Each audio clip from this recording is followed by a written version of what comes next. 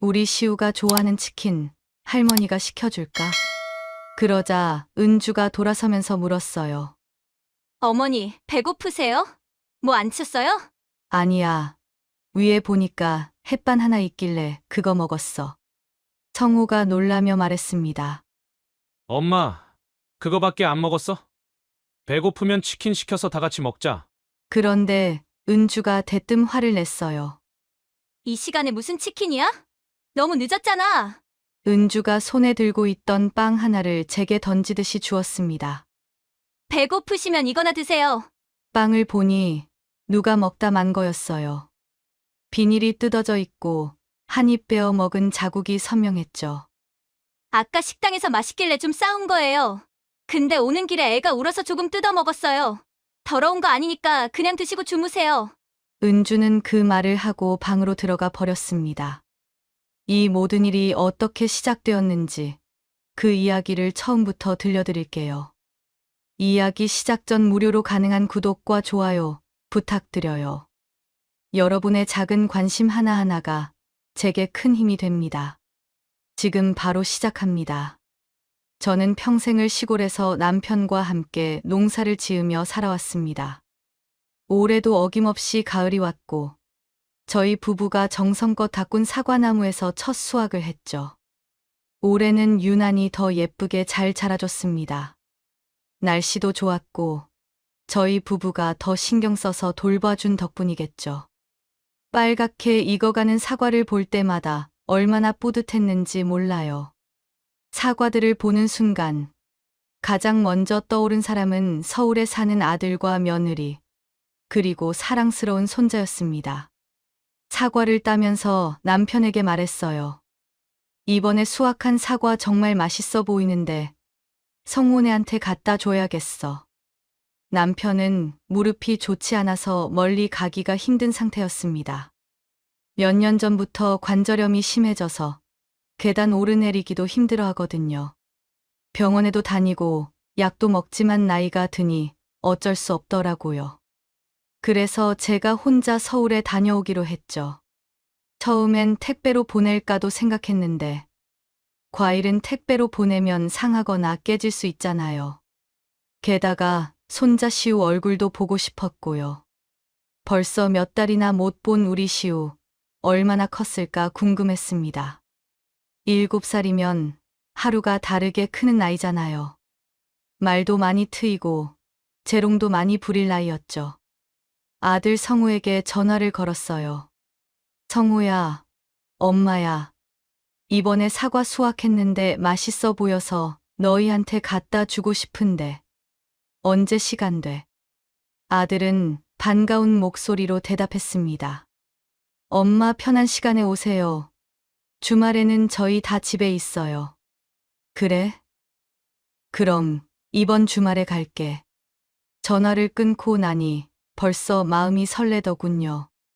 손자 시우가 제가 가져다 준 사과를 먹으면서 좋아할 모습을 상상하니 기분이 좋았습니다. 그 모습을 상상만 해도 웃음이 나왔죠. 반면 남편은 걱정스러운 표정으로 물었어요. 혼자 가도 되겠어. 사과 박스 무거울 텐데. 괜찮아. 시우 얼굴 보러 가는데 이 정도야. 주말이 다가올수록 설렘이 커졌습니다. 제일 예쁘고 탐스러운 사과들만 골라서 박스에 정성스럽게 담았죠. 하나하나 닦으면서 상처 난 것은 없는지 꼼꼼히 확인했습니다. 이 사과를 먹을 아들과 며느리, 시우를 생각하니 저절로 미소가 지어졌어요. 평생 농사를 지으면서 느낀 가장 큰 기쁨은 바로 이런 순간이었습니다. 내가 키운 것들을 사랑하는 사람들과 나눌 수 있다는 것. 그게 제 삶의 보람이었죠. 이렇게 가족들에게 줄 수 있는 게 있다는 사실만으로도 행복했습니다. 금요일 저녁, 남편과 함께 짐을 챙겼습니다. 사과 박스는 생각보다 무거웠지만 내일 시우를 만날 생각에 전혀 무겁게 느껴지지 않았어요. 제가 입을 옷도 챙기고 시우한테 줄 용돈도 준비했습니다. 남편은 계속 걱정했지만 저는 자신 있게 말했습니다. 걱정 마. 잘 갔다 올게. 시우 사진도 많이 찍어 올게. 그날 밤, 저는 설레는 마음에 잠을 설쳤습니다. 내일이면 사랑하는 가족들을 만날 수 있다는 생각에 마음이 들떠 있었죠. 오랜만에 아들과 며느리, 시우와 함께 밥을 먹으면서 이런저런 이야기를 나누는 모습을 상상했습니다. 며느리 은주도 분명 좋아할 거라고 생각했어요. 시어머니가 이렇게 정성스럽게 사과를 가져왔는데 안 좋아할 리가 없잖아요. 주말 아침, 해가 뜨기도 전에 일어났습니다. 새벽 공기가 차갑게 느껴졌지만 마음만은 따뜻했죠. 남편이 일어나서 아침을 차려주었어요. 밥 먹고 가야지. 갈 길이 멀잖아. 응, 고마워. 간단히 아침을 먹고 나서 옷을 챙겨 입었습니다. 남편이 사과 박스를 현관까지 들여다 주었어요. 생각보다 정말 무겁더군요. 하지만 괜찮았습니다. 이 무게가 제 사랑의 무게니까요. 조심해서 다녀와. 힘들면 전화하고. 알았어. 걱정 마. 새벽 6시 반, 집을 나섰습니다. 버스터미널까지 가는 길도 만만치 않았죠. 시골길은 가로등도 별로 없어서 어두웠어요. 사과 박스를 들고 걷다 보니 팔이 저려왔지만 멈출 수가 없었어요. 터미널에 도착해서 8시 고속버스표를 끊었습니다. 대합실에 앉아 잠시 쉬면서 곧 만날 시우를 생각했죠. 8시 정각, 버스가 출발했습니다. 창밖으로 스쳐 지나가는 풍경을 보면서 여러 생각이 들었어요. 성우가 어렸을 때부터 지금까지 참 많은 일들이 있었죠.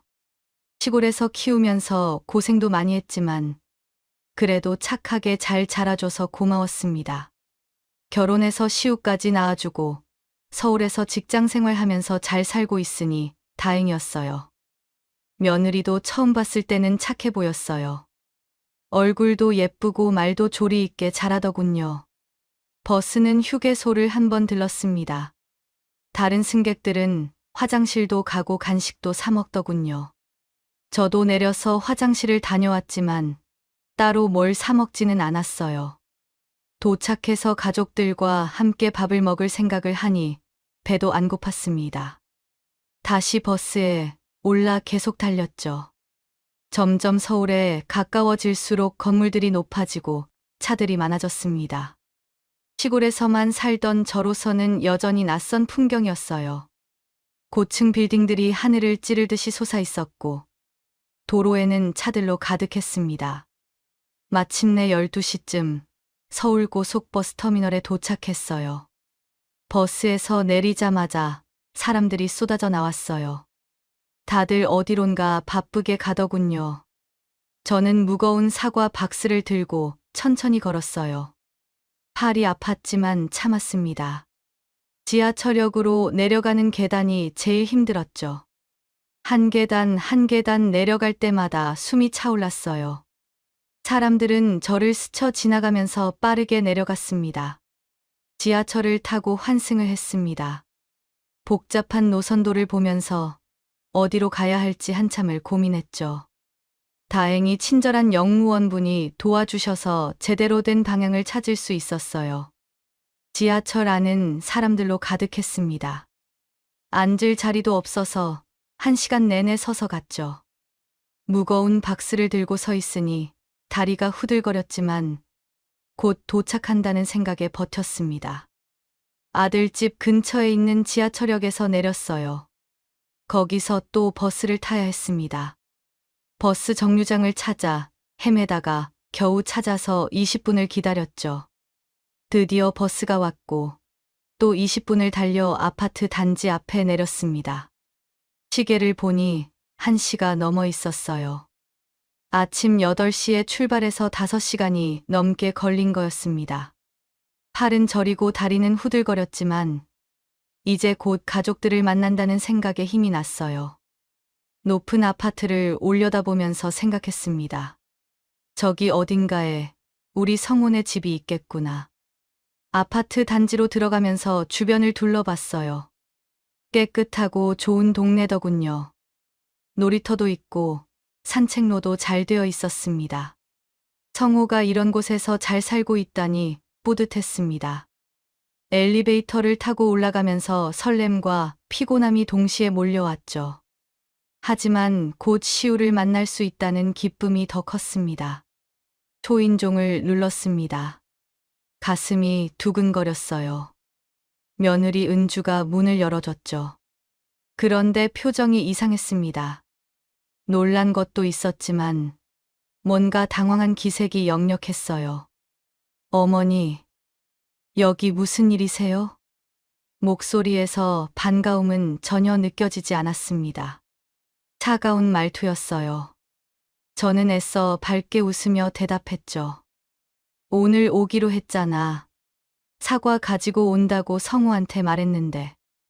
은주는 난처한 표정으로 잠시 망설이더니 어색하게 말했어요. 아, 그러셨어요? 들어오세요. 집 안으로 들어가니 은주가 화장을 하고 외출 준비를 하고 있는 게 보였습니다. 옷도 예쁘게 차려입고 있었죠. 화장품이 거실 테이블에 널려 있었어요. 저는 궁금해서 물었어요. 어디 가니? 오늘 저희 어머니 칠순잔치여서 밥 먹으러 가요. 순간 제 마음이 환해졌습니다. 오랜만에 사돈도 볼 수 있겠다는 생각이 들었거든요. 결혼식 이후로 사돈을 한 번도 못 봤거든요. 아, 그래? 그럼 나도 같이 가자. 오랜만에 사돈 얼굴 보고 싶네. 그런데 은주의 얼굴이 굳어지더니 정색을 하는 거예요. 눈빛이 차가워졌습니다. 저희 이미 인원수대로 식당 예약해놔서 어머니 가실 자리는 없어요. 그 말을 듣는 순간 가슴이 철렁 내려앉았습니다. 5시간을 달려와서 들은 첫 마디가 이거였어요. 무안함이 밀려왔지만 표정 관리를 하며 말했죠. 아, 그렇구나. 소파에 앉으려는데 방에서 시우가 뛰어나왔습니다. 할머니, 시우가 제 품에 안기는 순간 모든 피로가 씻겨 내려가는 것 같았어요. 이 아이를 보러 온 거나 마찬가지였으니까요. 시우를 꼭 안고 머리를 쓰다듬는데 은주가 날카로운 목소리로 말했습니다. 어머니, 시우 만지실 거면 화장실 가서 손이랑 발 닦고 만져주세요. 충격이었습니다. 저를 더럽다는 식으로 말하다니요. 민망하고 당황스러웠지만 며느리 눈치를 보며 대답했어요. 알았어. 지금 닦을게. 화장실로 가서 손을 씻었습니다. 비누로 꼼꼼히 문지르면서 닦는데 눈물이 날 것 같았죠. 거울을 보니 초라한 제 모습이 보였어요. 5시간을 달려온 흔적이 얼굴에 다 나타나 있었습니다. 양말까지 벗고 발도 깨끗이 씻었어요.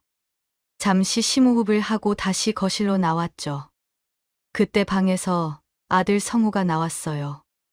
아, 엄마 오시는 거 오늘이었어요? 까먹고 은주한테 말 안 했네.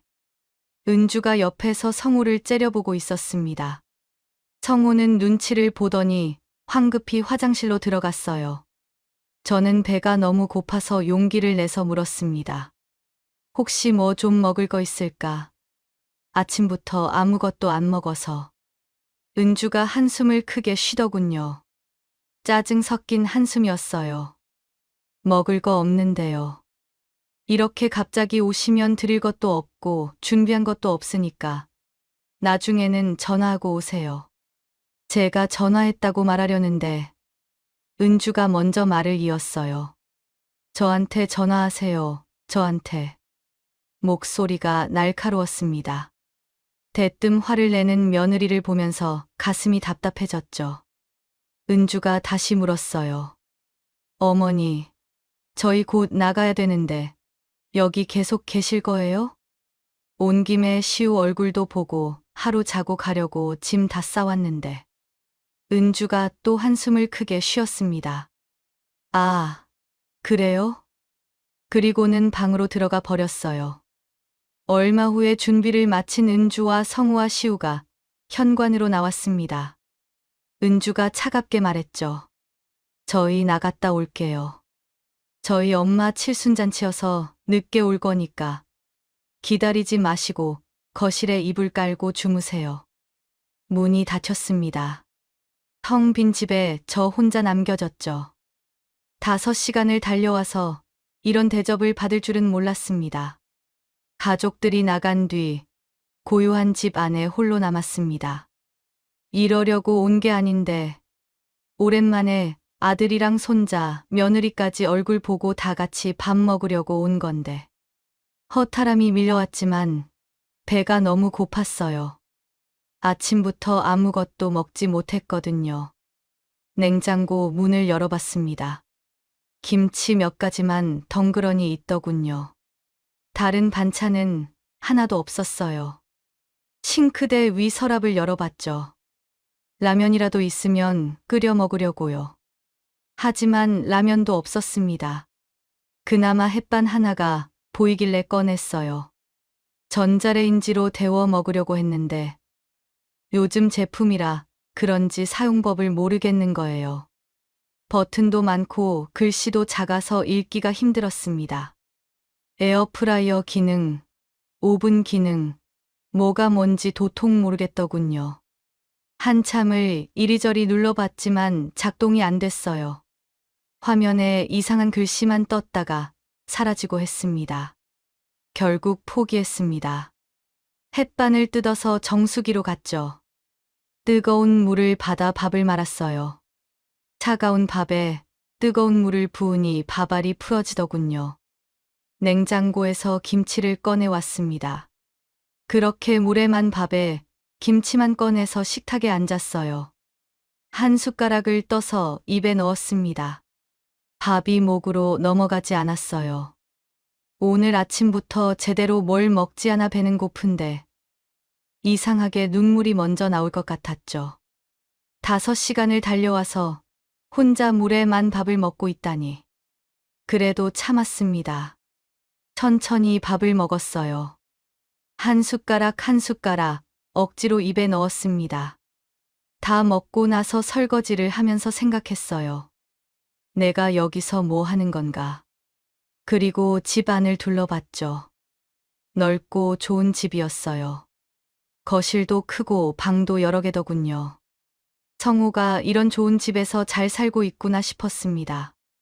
그런데 집이 너무 지저분했어요. 급하게 나갔는지 여기저기 물건들이 널려 있었죠. 거실 바닥에는 시우 장난감이 흩어져 있었고 소파에는 빨래가 쌓여 있었습니다. 그냥 지나칠 수가 없었습니다. 아들네 집인데 이렇게 놔둘 순 없었어요. 청소기를 꺼내서 집 안을 돌렸습니다. 거실부터 시작해서 방까지 꼼꼼히 밀었죠. 시우 장난감들도 정리했어요. 여기저기 흩어진 블록이며 인형들을 제자리에 놓았습니다. 싱크대도 닦고 화장실도 청소했어요. 변기도 닦고 거울도 닦고 바닥도 걸레질했습니다. 청소를 다 하고 나니 오후 4시가 넘었습니다. 온몸이 피곤했지만 깨끗해진 집을 보니 뿌듯하더군요. 소파에 앉아 TV를 켰어요. 평소엔 잘 보지 않던 TV였지만 혼자 있으니 적막해서 틀었습니다. 시간이 흘러 6시가 됐습니다. 가족들이 돌아올 시간이 됐는데 아무도 안 오는 거예요. 해가 지기 시작했어요. 창밖이 점점 어두워졌습니다. 7시가 넘어도 마찬가지였죠. 전화를 해볼까 생각했지만 사돈댁 칠순잔치니까 정신없겠다 싶어서 참았습니다. 그냥 기다렸어요. 배가 다시 고파왔지만 먹을 게 없었습니다. 냉장고에는 김치밖에 없었고 하나 있던 햇반도 다 먹어버렸거든요. 그냥 물만 마시면서 TV를 봤죠. 시간이 정말 안 가더군요. 시우 얼굴이라도 보고 싶었는데 언제 오려나 싶었습니다. 창밖을 보니 어둑어둑해지고 있었어요. 서울의 밤은 불빛으로 가득했지만 제 마음은 어두웠습니다. 이렇게까지 외로움을 느껴본 적이 없었거든요. 시골집에서 혼자 있을 때도 이렇게 외롭지는 않았어요. 남편이 옆에 있었으니까요. 하지만 지금은 정말 혼자였습니다. 아무도 없는 넓은 집에 저 혼자만 덩그러니 앉아 있었죠. 저녁 9시가 되어서야 현관문이 열렸습니다. 가족들이 돌아왔어요. 웃으면서 들어오던 은주와 성우가 제 모습을 보더니 표정이 굳어지더군요. 아, 어머니, 아직 안 주무셨어요? 은주가 한숨을 푹 쉬면서 말했습니다. 반갑다는 인사도 없이 그냥 한숨만 쉬더군요. 그리고는 바로 방으로 들어가려고 했어요. 그때 시우가 제 쪽으로 오려고 하는데 은주가 시우를 붙잡았습니다. 저는 시우에게 웃으며 말했죠. 우리 시우가 좋아하는 치킨 할머니가 시켜줄까? 그러자 은주가 돌아서면서 물었어요. 어머니, 배고프세요? 뭐 안 드셨어요? 아니야. 위에 보니까 햇반 하나 있길래 그거 먹었어. 성우가 놀라며 말했습니다. 엄마, 그거밖에 안 먹었어. 배고프면 치킨 시켜서 다 같이 먹자. 그런데 은주가 대뜸 화를 냈어요. 이 시간에 무슨 치킨이야. 너무 늦었잖아. 은주가 손에 들고 있던 빵 하나를 제게 던지듯이 주었습니다. 배고프시면 이거나 드세요. 빵을 보니 누가 먹다 만 거였어요. 비닐이 뜯어져 있고 한 입 베어 먹은 자국이 선명했죠. 이거. 네.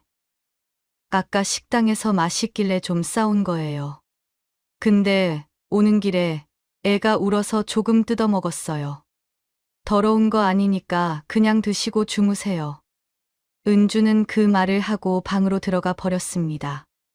성우도 며느리 눈치를 보면서 따라 들어갔어요. 곧이어 방에서 싸우는 소리가 들렸습니다. 왜 어머니 안 가? 은주의 목소리였어요. 여기까지 멀리 오셨는데 왜 그렇게 취급해? 성우가 대꾸했죠. 나 요즘 예민한 거 알잖아. 이렇게까지 해야 돼? 너만 힘들어. 나도 똑같이 힘들다고. 두 사람의 목소리가 점점 커졌습니다. 거실까지 다 들릴 정도였죠. 뭔가 깨지는 소리도 들렸어요. 저는 소파에 앉아서 그 소리를 들으면서 가슴이 답답했어요. 제가 여기 온 게 잘못인가 싶었습니다. 아들 부부를 싸우게 만든 게 제 잘못 같았어요. 한참을 싸우던 소리가 잠잠해졌어요. 하지만 저는 잠을 잘 수가 없었습니다. 이불에 누워 천장만 바라봤죠. 이렇게까지 무시당할 줄 몰랐어요. 제가 뭘 잘못했나 싶었습니다. 그냥 사과 갖다 주려고 온 건데, 시우 얼굴 보고 싶어서 온 건데, 눈을 감아도 잠이 오지 않았어요. 은주의 차가운 말투가 계속 귓가에 맴돌았습니다. 성우와 은주가 싸우던 소리도 계속 들리는 것 같았죠. 밤새 한숨도 못 잤습니다. 뒤척이다가 새벽이 되었죠. 창밖이 조금씩 밝아오기 시작했어요. 더 이상 여기 있을 수가 없었습니다. 해가 뜨자마자 짐을 챙겼어요. 아침 일찍 방에서 은주와 성우가 나왔습니다. 제가 짐을 챙기는 걸 보더니 은주가 무심하게 말했어요.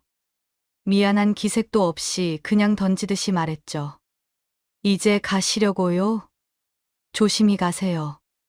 인사도 제대로 안 했습니다. 눈도 마주치지 않았어요. 성우가 미안한 표정으로 물었죠. 엄마, 제가 데려다 드릴까요? 그때 은주가 성우의 옆구리를 몰래 찌르는 게 보였어요.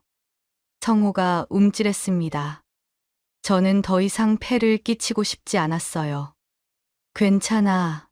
알아서 갈게. 급하게 현관문을 나왔습니다. 엘리베이터를 타고 내려가면서 눈물이 날 것 같았지만 참았죠. 아파트 단지를 빠져나와 버스 정류장으로 걸어갔어요. 어제 왔던 길을 다시 되돌아가는 거였습니다. 하지만 어제와는 전혀 다른 기분이었어요. 버스에 올라 앉았습니다. 창밖을 보면서 생각했죠. 내가 이런 취급을 받으려고 여기까지 온 게 아닌데. 몸에 좋은 거, 싱싱한 거 먹으라고 사과 가져다 주려고 멀리 온 건데.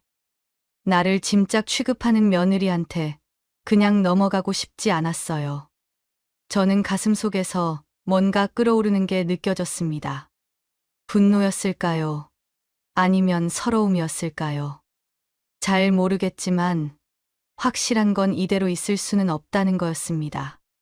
버스를 타고 서울을 벗어나면서도 계속 생각했어요. 어떻게 해야 할까? 그냥 이대로 참고 살 수는 없었습니다. 평생 누구한테도 이런 대접을 받아본 적이 없었거든요. 아무리 며느리라고 해서 저를 이렇게 무시해도 되는 건 아니었습니다. 드디어 집에 도착했습니다. 남편이 현관에서 저를 기다리고 있었어요. 제 얼굴을 보더니 뭔가 잘못됐다는 걸 눈치챘죠. 어떻게 됐어? 시우 잘 봤어?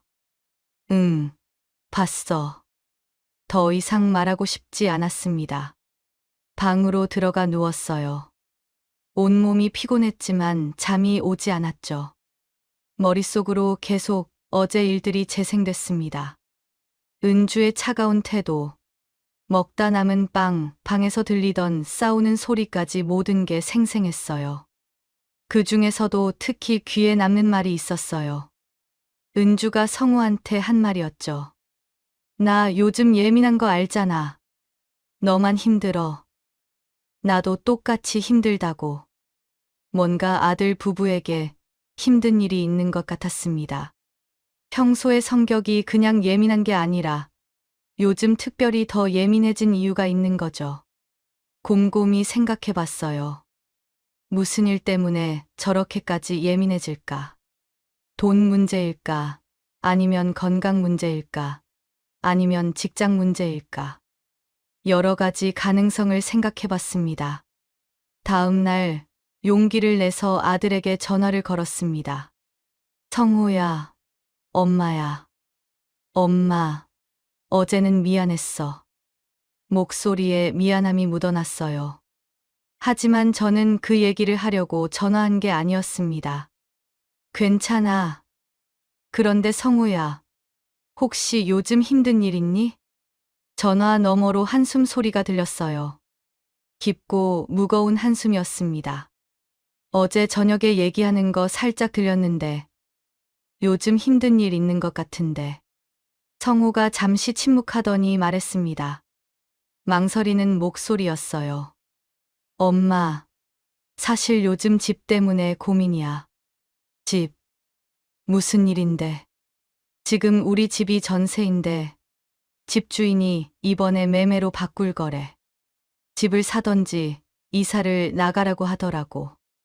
가슴이 철렁했습니다. 그래서 어떻게 할 건데? 이사를 가야 되는데 요즘 집값이 다 올라서 이사 갈 데가 없어. 그게 요즘 고민이었어. 지금 전세금으로 갈 만한 집이 아예 없어. 전화를 끊고 한참을 생각했습니다. 아들이 집 문제로 고민하고 있었던 거예요. 그래서 은주도 예민해지고 저한테까지 그렇게 대한 거였죠. 하지만 그렇다고 해서 저를 그렇게 대해도 되는 건 아니었습니다. 아무리 힘들어도 사람은 사람으로 대해야 하는 거잖아요. 그때 번뜩 아이디어가 떠올랐어요. 이거다 싶었죠. 이걸로 은주한테 복수하자. 단순히 복수만이 아니라 아들도 도와주고 며느리한테 교훈도 줄 수 있는 방법이었습니다. 완벽한 계획이었어요. 마음속에서 뭔가 확신이 들었습니다. 남편을 불렀어요. 여보, 할 얘기가 있어. 무슨 일인데? 저는 남편에게 서울에서 있었던 일들을 다 얘기했습니다. 은주가 저를 어떻게 대했는지, 아들이 지금 어떤 고민을 하고 있는지, 남편은 화가 난 표정으로 들었죠. 주먹을 불끈 쥐기도 했습니다. 그래서 내가 생각한 게 있어. 그 집을 우리가 사는 거야. 남편이 눈을 크게 떴습니다. 놀란 표정이었어요. 우리가 그 집을? 응. 우리 평생 농사 지으면서 돈 좀 모았잖아. 사치도 안 하고 여기 시골집에서 살다 보니까 크게 돈 쓸 일도 없었고. 남편이 고개를 끄덕였어요. 맞는 말이었죠. 저희 부부는 평생 검소하게 살았습니다. 농사로 번 돈을 차곡차곡 모았고 큰 지출 없이 살아왔거든요. 옷도 아껴 입고 외식도 거의 안 했어요. 여행도 한 번 안 갔습니다. 그렇게 모은 돈이 제법 됐죠. 그 집을 사서 월세로 돌리는 거야. 그럼 은주가 우리한테 매달 월세를 내야 하잖아. 남편이 이해했다는 듯이 웃었습니다. 고개를 끄덕이면서 말했어요. 그래, 그렇게 하자. 며느리한테 제대로 교훈을 줘야지. 며느리한테 사람을 무시하면 안 된다는 걸 가르쳐 주는 거야. 좋은 생각이야. 그렇게 하자. 다음 날 아침 일찍 일어났습니다. 인터넷으로 아들네 집 근처 부동산 전화번호를 찾았어요. 요즘엔 인터넷으로 다 찾을 수 있더군요. 손이 떨렸지만 전화를 걸었습니다. 여보세요. 거기 부동산이죠? 네, 그렇습니다. 무엇을 도와드릴까요? 혹시 그 동네 아파트 중에 매매로 올라온 집 있나요? 주소는요? 저는 정확한 주소를 말했죠. 공인중개사가 잠시 확인하더니 대답했어요. 아, 네, 맞습니다. 그 집 매물로 나와 있어요. 그럼 그 집 제가 사고 싶은데요. 공인중개사가 놀란 목소리로 물었습니다. 이 집을 어떻게 아세요? 갑자기 구매하신다고 하셨는데, 혹시 가격은 아세요? 얼마인데요? 이 집은 지금 6억 5천만 원입니다. 큰 돈이었지만 저희한테는 낼 수 있는 금액이었어요. 평생 모은 돈이 있었으니까요. 네, 사겠습니다. 네, 정말요. 집 보러 안 오세요? 그 집은 제가 잘 알고 있어요. 바로 사고 싶습니다. 공인중개사가 너무 놀라서 말을 더듬었죠. 그럼 내일 오세요. 와서 집주인이랑 상의해보고 바로 계약 진행하죠. 네, 그렇게 하겠습니다. 전화를 끊고 남편을 봤어요. 남편도 저를 보면서 고개를 끄덕였습니다. 이제 시작이었어요. 가슴이 두근거렸습니다. 다음 날 해가 뜨자마자 서울로 갔습니다. 이번엔 사과 박스가 아니라 서류 가방을 들고요. 부동산에 도착해서 집주인을 만났어요. 중년 남자분이었는데 계약은 순조롭게 진행됐습니다. 집주인도 흔쾌히 팔겠다고 했죠. 가격 흥정도 없었어요. 제가 묻지도 따지지도 않고 사겠다고 했으니까요. 계약서에 도장을 찍는 순간 뭔가 후련했습니다. 이제 그 집은 제 소유였어요. 공인중개사한테 말했죠. 이 집을 월세로 돌리고 싶은데 지금 살고 있는 분이랑 다시 계약해야 하죠? 네, 맞습니다. 새로 계약하셔야 해요. 그럼 일정 잡아주세요. 제가 다시 올게요. 알겠습니다. 연락드리겠습니다. 집으로 돌아가는 길, 가슴이 두근거렸습니다. 곧 은주를 다시 만나게 될 거예요. 그때 은주가 어떤 표정을 지을지 벌써 기대가 됐죠. 복수가 시작되는 순간이었습니다. 며칠 후 공인중개사한테서 연락이 왔습니다. 사모님, 이번 주 토요일 오후 2시에 오실 수 있으세요? 세입자분이 그때 시간 되신대요. 네, 가겠습니다.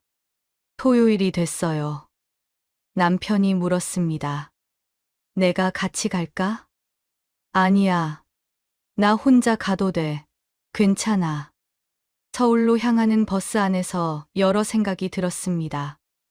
은주가 어떤 반응을 보일까? 놀랄까? 화를 낼까?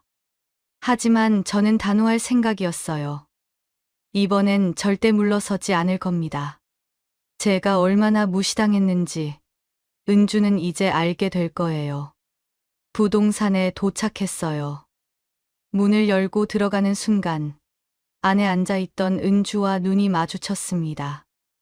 은주의 눈이 커졌어요. 믿을 수 없다는 표정이었죠. 어머니가 여기 왜 오셨어요? 목소리가 떨리고 있었습니다. 당황한 게 역력했어요. 저는 침착하게 안으로 들어가 앉았습니다. 공인중개사가 어색하게 웃으면서 말했죠. 자, 그럼 계약 시작하겠습니다. 은주가 저를 보면서 물었어요. 이해할 수 없다는 표정이었습니다. 어머니가 여기 무슨 일로 오신 거예요? 내가 이 집 주인이야. 순간 은주의 얼굴이 하얗게 질렸습니다. 네. 어머니가 어떻게 이 집을? 목소리가 떨리고 있었어요. 믿기지 않는다는 표정이었죠. 손도 떨리고 있었습니다. 내가 샀어. 이 집. 그게 무슨. 은주가 말을 잇지 못했습니다. 저는 차갑고 단호한 목소리로 말했어요. 내가 이 정도 살 돈도 없을까봐 그렇게 무시했니? 은주의 얼굴이 빨개졌습니다. 당황한 기색이 역력했죠.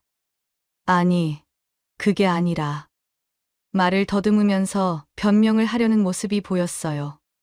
하지만 저는 더 이상 들어줄 생각이 없었습니다. 자, 계약 진행하자. 공인중개사가 눈치를 보면서 계약서를 꺼냈습니다. 은주는 어쩔 줄 몰라 하면서 계약서를 바라봤어요. 월세 조건이 적혀 있었죠. 보증금 2억에 월세 200만 원. 은주의 얼굴이 더 굳어졌습니다. 어머니, 저희 지금 가지고 있는 돈으로는 다른데 갈 곳이 없어요. 은주가 애원하듯 말했습니다. 하지만 저는 마음이 흔들리지 않았어요. 그럼 여기서 계속 살면 되잖아. 월세로. 월세가 너무 비싼데 조금만 깎아주시면 안 돼요? 저희 정말 요즘 힘들어요. 은주의 목소리에 간절함이 묻어났습니다. 눈물이 글썽거렸어요. 하지만 저는 냉정하게 대답했죠. 나는 그럴 생각이 없어. 돈 없으면 이사 가든지 월세 계약하든지 너 마음대로 해. 은주가 입술을 깨물었어요. 눈시울이 붉어지는 게 보였습니다. 하지만 저는 물러서지 않았어요. 은주가 저한테 했던 것처럼 저도 단호하게 대했습니다. 어떻게 할 거야? 은주가 한참을 망설이더니 고개를 끄덕였어요. 목소리가 작아졌습니다. 계약할게요. 계약서에 도장을 찍었습니다. 은주도 떨리는 손으로 서명을 했죠. 계약이 완료됐어요. 이제 은주는 저한테 월세 200만 원씩 매달 내야 하는 겁니다. 자기가 그렇게 무시하던 시어머니한테요. 공인중개사가 계약서를 정리하면서 말했어요. 계약이 완료됐습니다. 다음 달부터 월세 입금하시면 됩니다. 은주가 고개를 푹 숙이고 있었어요. 손은 무릎 위에 올려져 있었고 계속 떨리고 있었습니다. 저는 자리에서 일어났습니다. 은주가 조심스럽게 물었죠. 어머니, 정말 안 깎아 주실 거예요? 응. 안 깎아줘. 이미 계약도 끝났잖아. 단호하게 대답하고 부동산 문을 나섰습니다. 뒤에서 은주가 망연자실한 표정으로 앉아 있는 게 느껴졌어요. 하지만 돌아보지 않았습니다. 이게 당연한 거였어요. 제가 받아야 할 대우를 받는 거였죠. 밖으로 나왔더니 시원한 바람이 불었습니다. 가슴이 후련했죠. 걸음이 가벼웠어요. 어깨가 펴지는 기분이었습니다.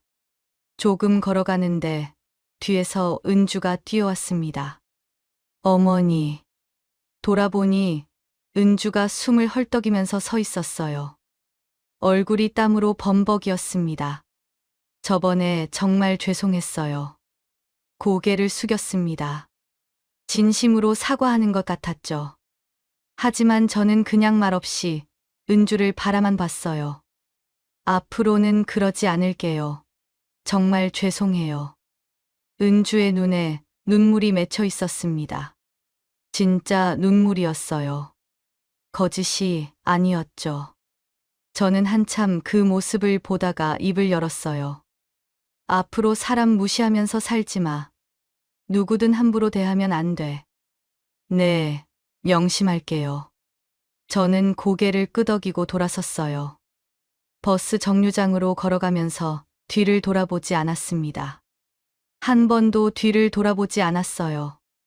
걸으면서 생각했습니다. 이제 끝났구나. 제대로 교훈을 줬구나. 버스에 올라 창밖을 바라봤습니다. 서울의 풍경이 스쳐 지나가더군요. 마음이 편안했어요.